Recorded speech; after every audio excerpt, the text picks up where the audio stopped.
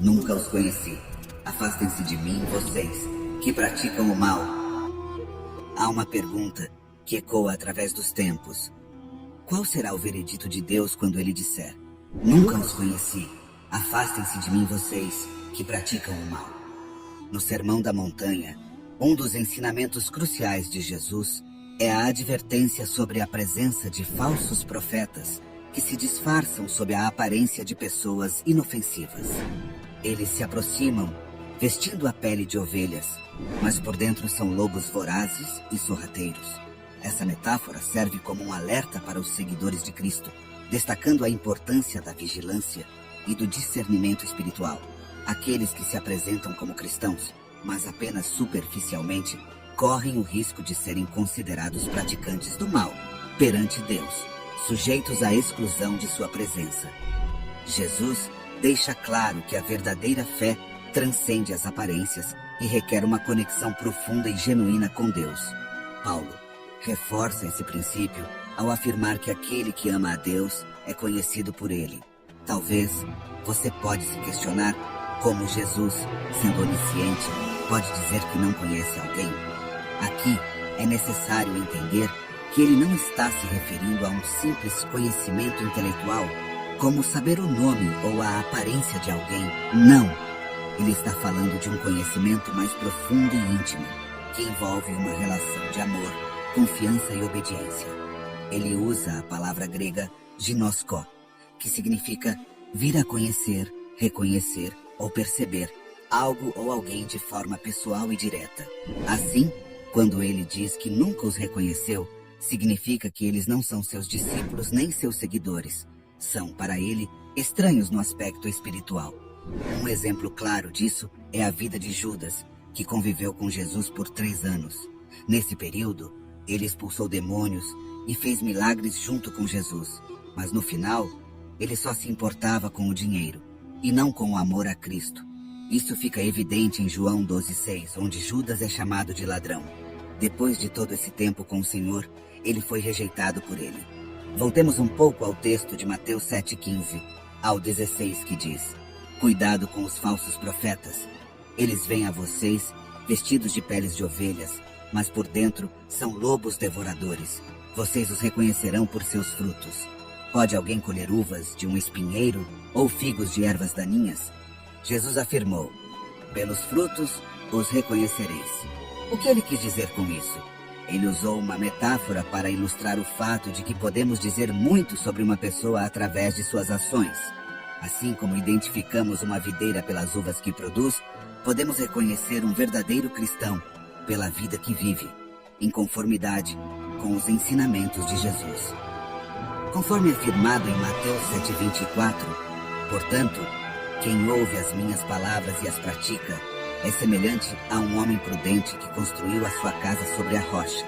Além disso, um cristão genuíno manifesta os frutos do Espírito Santo, que são amor, alegria, paz, paciência, amabilidade, bondade, fé, mansidão e domínio próprio, conforme mencionado em Gálatas 5:20 e 2:23. Um agricultor que percebe que uma de suas árvores frutíferas não está dando frutos, irá cortá-la. Isso porque uma árvore que não produz frutos não tem serventia. Da mesma forma, não chegaríamos a um campo de urtigas e esperaríamos colher frutos. Urtigas e arbustos espinhosos nunca podem produzir frutos por causa de sua natureza. É impossível. Eles não têm capacidade para produzir nada além de espinhos.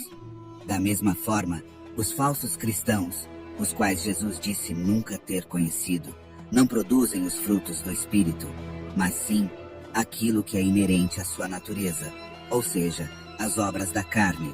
Gálatas 5:19 e 21. Na continuação do Sermão da Montanha, Cristo surpreende seus ouvintes ao trazer uma mensagem impactante. Nem todo aquele que me diz: Senhor, Senhor, entrará no reino dos céus, mas apenas aquele que faz a vontade de meu Pai que está nos céus. Mateus 7:21.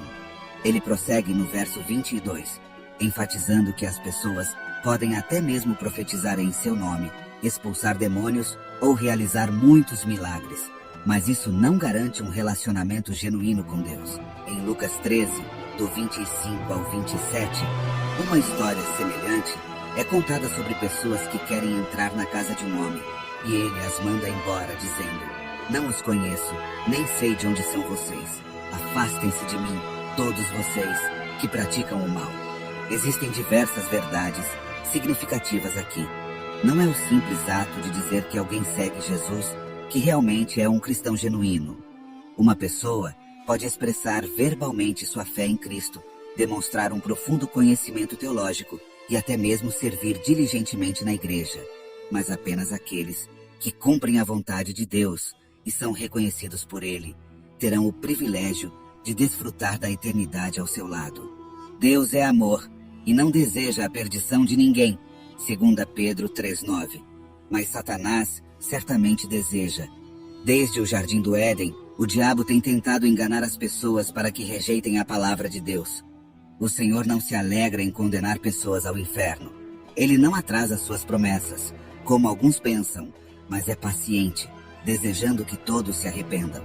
Essas pessoas tentam se justificar com base em suas obras como forma de merecer o céu, mas isso não funciona.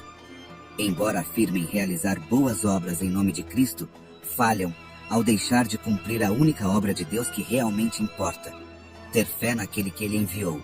Aqui está a chave. Em João 6:29 declara: "A obra de Deus é esta, que creiais naquele que Ele enviou." Essa afirmação do Senhor ressalta a importância primordial de ter fé em Jesus Cristo como o Filho de Deus e Salvador, assim como também é enfatizado em João 3,16. Porque Deus tanto amou o mundo que deu o seu Filho unigênito, para que todo o que nele crer não pereça, mas tenha a vida eterna. Conforme a palavra de Deus, nossa salvação não se baseia em nossas próprias obras, mas na graça de Deus e em nossa fé em Cristo. Efésios 2, do 8 ao 9 afirma: "Porque pela graça sois salvos, por meio da fé. E isso não vem de vós, é dom de Deus, não vem das obras, para que ninguém se glorie." A salvação é um presente gratuito de Deus, recebido pela fé, e não algo que podemos conquistar por meio de nossos esforços. Os seguidores de Cristo podem ser classificados em dois grupos: aqueles que ouvem e seguem seus ensinamentos, e aqueles que apenas ouvem, mas não os colocam em prática. Cristo pregou para uma multidão diversa, porém Ele os separa, assim como fará no dia do julgamento final, quando todas as nações serão reunidas diante dele para ouvir. Ouvir a Cristo não se resume apenas a escutá-lo, mas também a obedecê-lo. O Senhor estava ilustrando um ponto crucial. A nossa profissão de fé em Cristo será testada perante Deus. Aqueles que confiaram em Cristo e demonstraram sua fé através da obediência não terão motivo para temer. Com suas bases fundamentadas na rocha, suas moradas permanecerão firmes. No entanto, aqueles que afirmaram confiar em Cristo, mas não obedeceram a Deus, serão condenados. O famoso escritor C.S. Lewis disse: "Há apenas dois tipos de pessoas no final: aquelas que dizem a Deus, 'Seja feita a tua vontade', e aquelas a quem Deus diz no final, 'Seja feita a tua vontade'." O primeiro tipo são aquelas que em sua vida terrena escolhem voluntariamente se render à vontade de Deus. Elas reconhecem que Deus é soberano e desejam sinceramente que sua vontade seja realizada. Essas pessoas se entregam a Deus, confiam em seu plano e procuram viver de acordo com sua orientação. No final, quando estão diante dele, elas dizem: "Seja feita a tua vontade", reafirmando sua submissão e aceitação do plano divino. O segundo tipo de pessoas consiste naquelas que se opõem e resistem à vontade de Deus ao longo de suas vidas. Elas optam por seguir o seu próprio caminho, ignorando ou rejeitando a orientação do Senhor. No desfecho, quando confrontadas com a realidade e a autoridade de Deus, elas se deparam com a inevitabilidade da sua vontade. Nesse momento, Deus lhes diz: "Seja feita a tua vontade", não como um reconhecimento de submissão, mas como uma afirmação de que elas colherão as consequências de suas escolhas e terão que se curvar diante da sua soberania. Essas escutarão o tenebroso veredito: afastem-se de mim, vocês que praticam o mal. Querido irmão, faça uma reflexão profunda. Em qual grupo você se encontra hoje? Você é como o homem prudente que construiu sua casa sobre a rocha, ouve as palavras e as coloca em prática? Ou será que está no grupo dos insensatos que construíram suas casas sobre a areia, rejeitando a direção e a submissão ao Senhor? A sua comunhão com Cristo transcende tudo nesta vida. É o que realmente importa. Por isso, eu rogo para que você não adie para amanhã. Não espere mais um instante. Não desperdice nem mais um minuto. Renda-se agora a Cristo com toda a sua força. O renomado teólogo John Owen uma vez proferiu palavras impactantes. O maior triunfo de Satanás está em fazer as pessoas acreditarem que possuem tempo suficiente antes de morrer para considerar seu bem-estar eterno. Que essas palavras ecoem em seu coração, despertando uma urgência inabalável. Não permita que a ilusão do tempo faça você negligenciar a eternidade da sua alma. Busque a salvação e a intimidade com Cristo hoje mesmo, pois o amanhã pode ser tarde demais.